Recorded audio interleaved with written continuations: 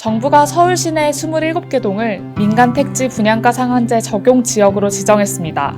강남구에서 개포, 대치, 도곡, 삼성, 압구정, 역삼, 일원, 청담 등 8개 동, 서초구에서 잠원, 반포, 방배, 서초 등 4개 동, 송파구에서 잠실, 가락, 마천, 송파, 신천, 문정, 방이, 오금 등 8개 동입니다. 강동구에서는 길, 둔촌 등 2개 동입니다. 비강남권에선 영등포구 여의도, 마포구 아현, 용산구 한남, 보광, 성동구 성수동 1가 등 5개 동입니다.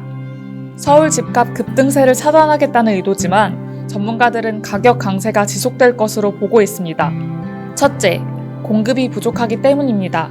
서울의 아파트 매물 가뭄이 해소되지 않는 한 꾸준히 가격이 오를 수밖에 없다는 겁니다. 둘째, 저금리 기조 속에 시중자금이 풍부합니다. 투자할 곳이 없는 시중자금이 서울 아파트로 흘러 들어갈 것이란 전망입니다. 셋째, 분양가 상한제에 의미가 없다는 반응도 나옵니다.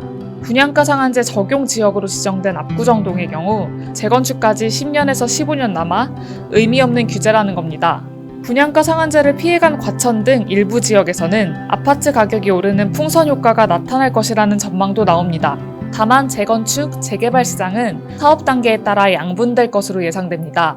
관리처분 이후 단계의 사업장들은 적용 유예기간인 내년 4월 전에 일반 분양을 하기 위해 속도를 낼 것으로 보입니다.